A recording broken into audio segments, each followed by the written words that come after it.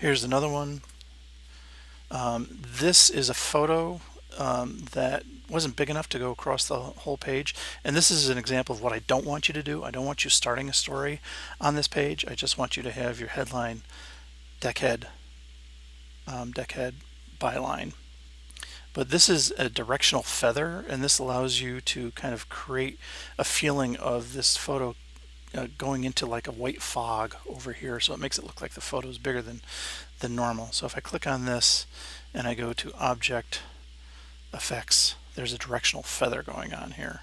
And so if I do this, and you can see that the directional feather is on the right hand side. So if I hold the Shift key down and kind of, you can see that that feather is getting bigger. I'm going to hit cancel and bring it back to where it was. And that is just allows you to see the white background behind it. So if I say I had a yellow background behind it, and I grab a yellow out of the color here. Oh, notice that you can see here that it went to the yellow, not the fill. Or sorry, it went to the stroke, not the fill. So if I click on this little arrow, swap fill and stroke,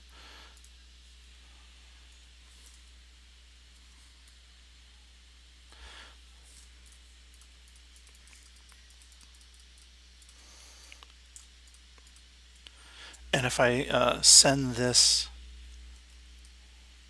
to the background, I'll show you how it changes that background.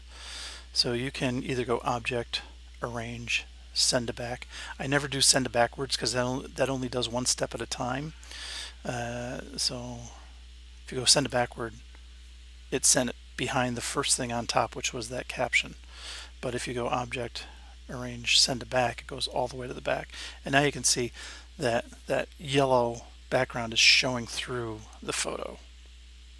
That's with that directional feather. I'm going to delete that. And that's how it is.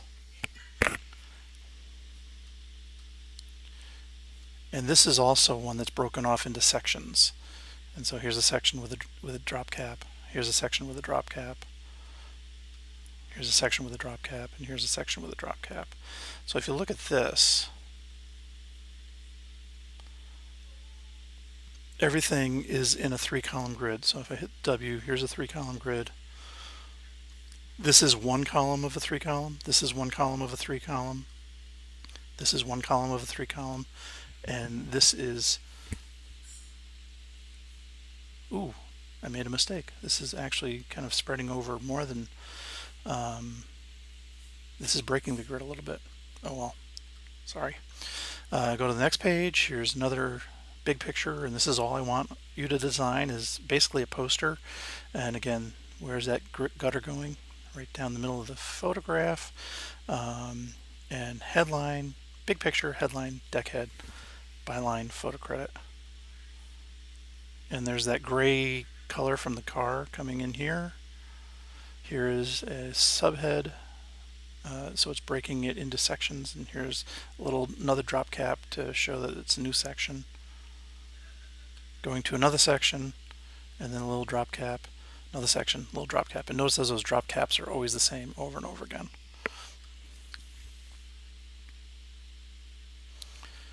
Here's another opening spread.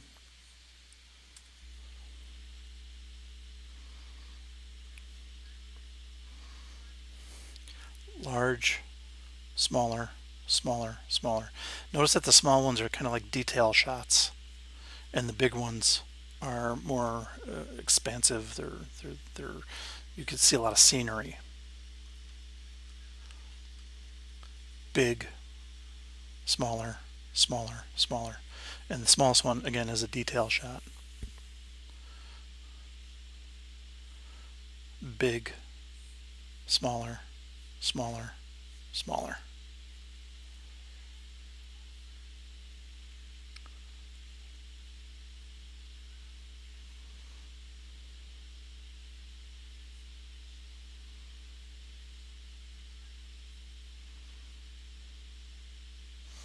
Again, notice where the gutter is.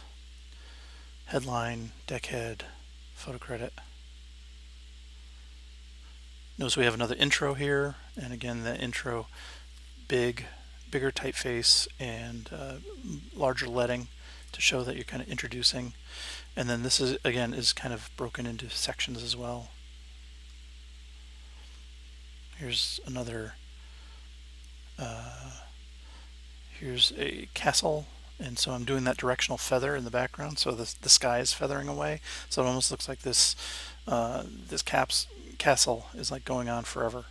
And I'm doing a text wrap around the castle. So if you look closely, I have a little shape that I've drawn around here and given it a text wrap. And you can see that text wrap has an offset, so it sets it off farther away from something. It sets the text away from it, so there's no visual tension.